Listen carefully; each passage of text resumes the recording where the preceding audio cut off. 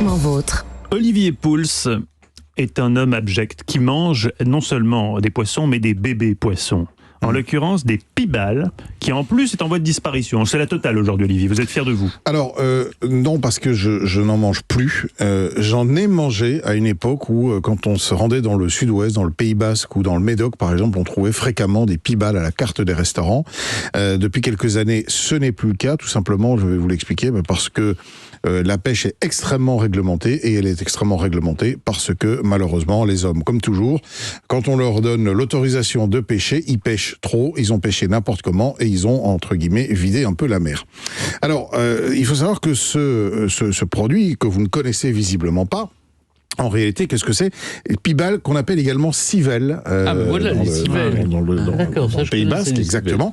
Alors, on dit que ce sont des alevins, des alevins, mais en réalité, ce sont des anguilles juvéniles. Ce ne sont pas des alevins d'anguilles, ce sont des bébés anguilles qui sont translucides. Ça fait à peu près l'épaisseur d'un spaghetti, et ça fait 5 à 6 cm de longueur. Alors, on les trouve ou à l'embouchure des fleuves, en règle générale, puisque vous savez que les anguilles, elles ont une particularité.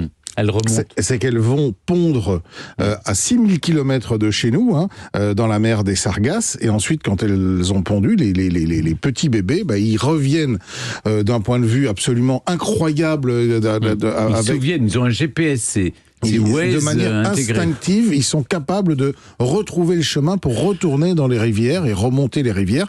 Et au moment où ils arrivaient dans ces rivières, eh bien, que faisaient les gens? Ils mettaient des filets avec des mailles évidemment très très très très fins, et ils les attrapaient par milliers. Et malheureusement, ils en ont trop attrapé, ce qui fait qu'il y en a aujourd'hui pratiquement plus.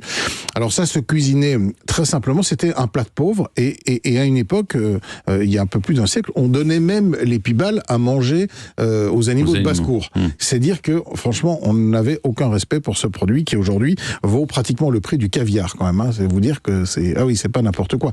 Aujourd'hui, la pêche au pibale est autorisée quelques semaines à peine dans l'année. Je crois qu'il y a une 60aine de pêcheurs qui ont un permis pour pêcher plutôt ces fameuses pibales.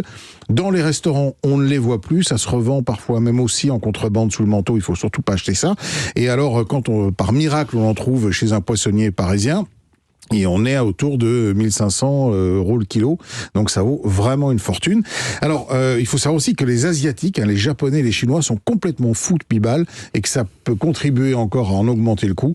Là-bas, il est plutôt habituel de voir des prix qui dépassent les 5000 € de toute façon, pour des pibales. Il y a quand même, au Japon, ils sont fans de tous les trucs les plus rares et les plus chers ou les plus bizarres. Les tartares, il paraît qu'ils font des tartares de cheval. Oh. Mais on en fait aussi chez nous, la viande. Bien sûr. De cheval, c'est dur comme du bois, non? Non, pas du tout. La viande de cheval est une viande qui la viande chevaline est un peu en chute. Elle a plus la cote, mais je peux vous garantir qu'au marché, en bas de chez moi, il y a toujours une boucherie chevaline. À Paris, il y a encore quelques boucheries chevalines, plus beaucoup, mais il y en a encore quelques-unes. C'est vrai que c'était très à la mode et qu'on a aujourd'hui un respect pour le cheval, et dans nos sociétés actuelles, on n'a plus trop envie de manger cet animal.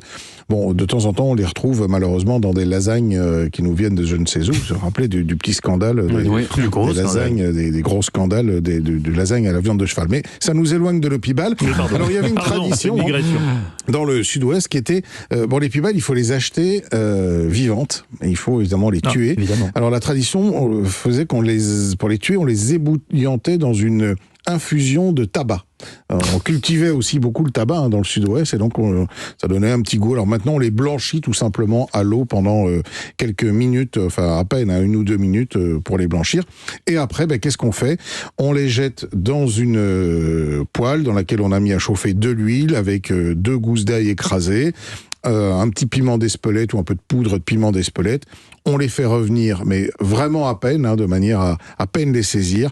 On sale, on poivre, et on sert ça en général dans des petits bols en terre cuite.